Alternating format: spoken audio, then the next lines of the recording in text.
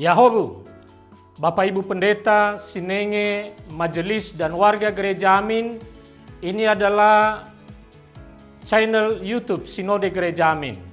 Karena itu, bagi yang mencintai Gereja Amin, tontonlah, subscribe, like, dan bagikan.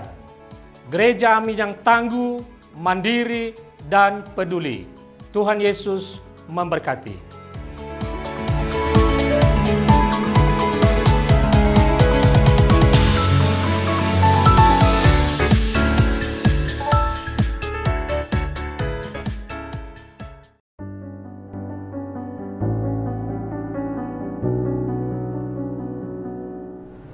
Halo teman-teman, senang rasanya dapat bertemu dengan kalian lagi di acara Youth for Christ.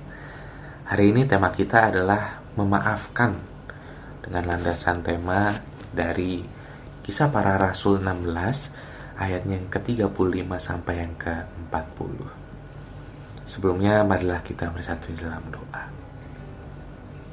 Tuhan Allah Bapa kami, Sang Pemilik kehidupan, kami bersyukur bahwa pada hari ini kami dapat bersekutu bersama kembali untuk mendengarkan firman. Kami sungguh-sungguh ya Tuhan rindu untuk mendengarkan apa yang menjadi kehendak-Mu di dalam kehidupan kami sehari-hari. Ya Tuhan, kami serahkan tubuh, jiwa, roh kami ya Tuhan untuk dibimbing oleh Roh Kudus-Mu saja ya Tuhan.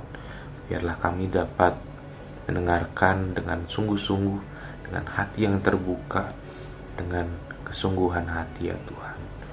Inilah doa kami ya Tuhan, dalam nama Yesus Kristus kami berdoa dan mengucap syukur. Amin. Teman-teman, marilah kita baca Kisah Para Rasul 16 ayatnya yang ke-35 sampai yang ke-40. Pada keesokan harinya, kepala pasukan itu menyuruh pembantunya mengatakan, "Lepaskanlah orang-orang itu." Dan kepala penjara memberitahukan hal itu kepada Paulus, katanya, "Kepala pasukan telah menyuruh supaya kamu dilepaskan. Karena itu, keluarlah sekarang dan pergilah dengan selamat." Tetapi Paulus berkata kepada mereka, "Tanpa diadili mereka telah menghukum kami di muka bumi. Padahal kami adalah warga negara Roma. Lalu mereka melemparkan kami ke dalam penjara. Sekarang mereka hendak menyuruh kami pergi dengan diam-diam? Tidak bisa.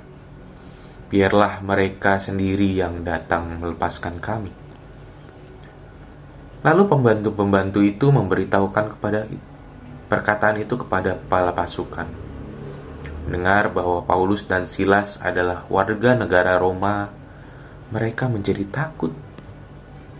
Mereka datang minta maaf, lalu membawa mereka keluar dan meminta supaya mereka meninggalkan kota itu.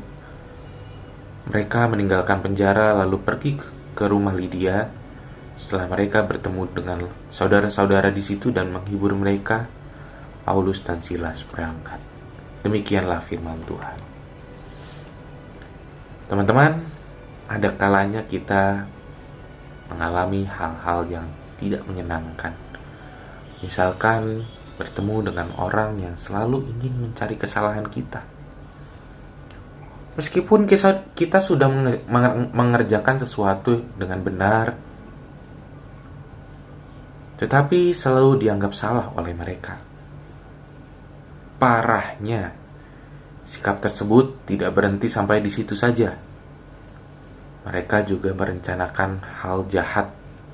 Bahkan mungkin mereka berniat untuk menghancurkan kita. Kondisi seperti ini, teman-teman, tentu saja sangat menjengkelkan bagi kita. Lalu bagaimana sih respon kita menghadapi hal ini? Apakah kita akan membalas dan melawan? Ataukah kita memilih mendiamkan dan membiarkan waktu yang berbicara? Teman-teman, Paulus dan Silas juga pernah mengalami hal yang sama. Ada sekelompok tuan-tuan Romawi yang tidak suka dengan mereka. Dengan rencana jahat, mereka menghasut masyarakat dengan alasan bahwa Paulus dan Silas telah mengacaukan kota. Tambah lagi, mereka menuduh Paulus dan Silas sebagai orang Yahudi yang tidak pantas berada di Roma. Mendengar provokasi tersebut, pejabat setempat langsung menjebloskan mereka ke penjara tanpa proses pengadilan terlebih dahulu. Namun teman-teman, pertolongan Tuhan datang. Beberapa hari kemudian, diketahui bahwa Paulus dan Silas ternyata memiliki 2 kewarganegaraan. Selain sebagai orang Yahudi, mereka juga warga negara Romawi. Para tuan Romawi dan pejabat setempat menjadi takut mengetahui hal tersebut. Bagaimanapun juga,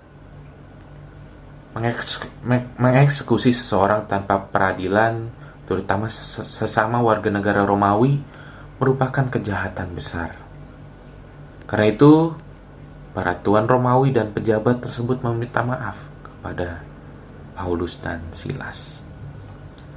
Tentunya Paulus dan Silas memaafkan mereka. Teman-teman, terkadang kita mengalami penderitaan akibat kejahatan orang lain. Namun, ingatlah bahwa kasih dan pertolongan Tuhan selalu ada bersama kita. Dengan menyadari kasih Tuhan ini, kita akan bersikap lebih bijaksana lagi. Maka memaafkan adalah salah satu cara untuk memasuki rahmat Tuhan. Mari kita menutupnya dalam doa.